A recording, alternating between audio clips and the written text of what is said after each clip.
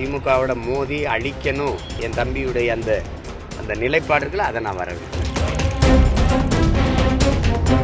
திமுகவை வீழ்த்துறவர்கள்லாம் பிரிஞ்சு இருந்தீங்கன்னா அது சாதகமாக இருக்காது. பிரிஞ்சு எங்கே இருக்கும்? மோடி வர்றாரு, அவர் என்னையை பார்க்க வரல, நான் அவரை பார்க்கணும்ல. அது போய் 2026 டிஎம்கேக்கும் டிவிக்கு தான் போட்டின்னு சொல்லியிருக்காரு விஜய் அவர்கள். அதை வரவேற்கிறேன். ஏன்னா திமுகவோட மோதி அழிக்கணும், அதை வீழ்த்தணும்னு நினைக்கிற என் தம்பியுடைய அந்த அந்த நிலைப்பாடுகளை அதை நான் வரவேற்கிறேன். திமுகவை வீழ்த்துறவர்கள்லாம் பிரிஞ்சு இருந்தீங்கன்னா அது சாதகமாக இருக்காது. பிரிஞ்சு எங்கே இருக்கும்? எல்லாருமே நான் வந்து இங்கே பாருங்க, ஆள் சேர்த்துக்கிட்டு சண்டைக்கு போகிற மரபு எனக்கு இல்லை. இப்போ எங்கள் அண்ணன் எடுத்துக்கிட்டிங்கன்னா எங்கள் தலைவரை வந்து எதுக்க உலக நாடுகளின் படையை துணை தேடி சிங்களர்கள் வந்தாங்களே ஒழிய அத்தனை படையும் எதிர்க்க எங்கள் அண்ணன் எந்த நாட்டிலையும் ஆள் சேர்க்கல. சொந்த நாட்டு மக்களை, சொந்த இன மக்களை வச்சு தான் போராடினார். அப்படிதான் நான் என் எதிரியை நான் தனியாக தான் சந்திப்பேனே ஒழிய, நான் வந்து இங்கே பாருங்க, ஒரு நாய் 4 நாயை சேர்த்துக்கிட்டு வேட்டைக்கு போனால் சரியா இருக்கும். புலி 10 புலியை சேர்த்துக்கிட்டு வேட்டைக்கு போனால் நல்லா இருக்கு. அது இங்க பாருங்க, கூட்டத்தில் நிற்க வீரமோ துணிவோ தேவையில்லை, தனிச்சு நிற்கத்தான் வீரமும் துணிவும் தேவைப்படுது. நாங்கள் வீரர்கள் தனிச்சு நிற்கிறோம், மோதுறோம். அதுல போயிட்டு அவர் செய்யறாரு அதே இதை நீங்க இத்தனை பேர் 100 தடவை கேட்குறீங்க. கூட்டணி இல்லாம எப்படின்னு ஒருத்தர் கூட கொள்கை இல்லாம எப்படின்னு யாரும் கேட்க மாட்டீங்க. கூட்டணி இல்லாம எப்படி வெல்ல முடியும்? கூட்டணி வச்சா தான் வெல்ல முடியும்னு என்ன மரபா இல்ல சட்டமா? எதிர்க்கு எதிரி எனக்கு நண்பர்னு சொல்லுவாங்க சார். பிஜேபிக்கு எதிரி டிஎம்கே தான், உங்களுக்கு எதிரி டிஎம்கே தான். அந்த வகையில பார்த்தா உங்க வாய்ப்பு இருக்கா? அதெல்லாம் இல்ல, எதிரிக்கு எதிரி இல்ல. நாங்கள் வந்து எதிரியை தீர்மானிச்சுட்டு தான் களத்துக்கு சண்டைக்கு வந்தோம்.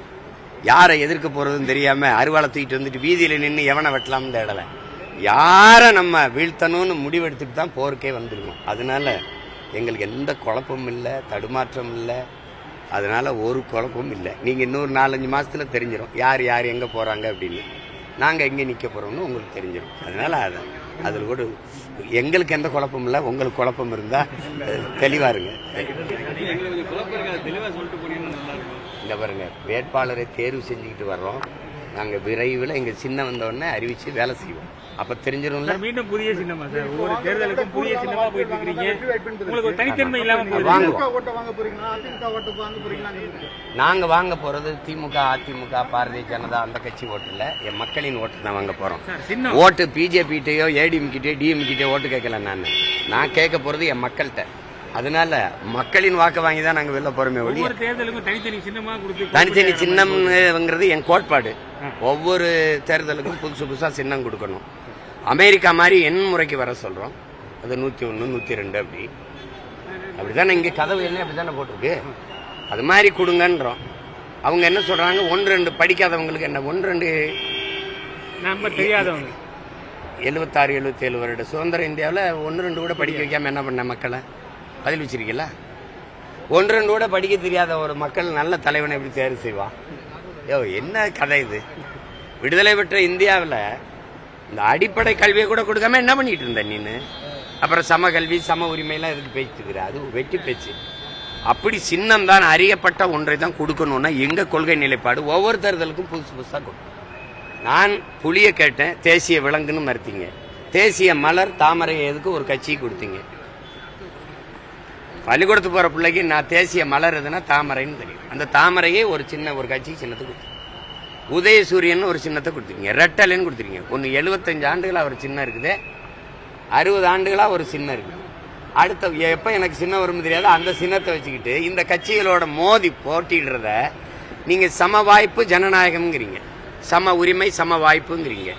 அதை ஜனநாயகம்னு வேற சொல்றீங்க. எப்படி அதை ஏற்கிறது சொல்லுங்க? இப்பதான் நான் நடக்க ஆரம்பிக்கிறேன். நீங்க நல்லா ஓட்ட பயிற்சி எடுத்து பரிசுலாம் பல வாங்கிருக்கீங்க.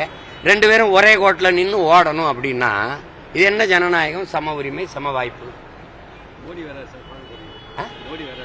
அவர் என்னைய பார்க்க வரல, நான் அவரை பார்க்கணும் இல்ல. அவர் ஏதோ மக்களை பார்க்க ஏதோ வேலையா வர்றாரு, பாக்குறாரு. போய் செய்திகளை உடனுக்குடன் தெரிந்து கொள்ள உடனே சப்ஸ்கிரைப் பண்ணுங்க.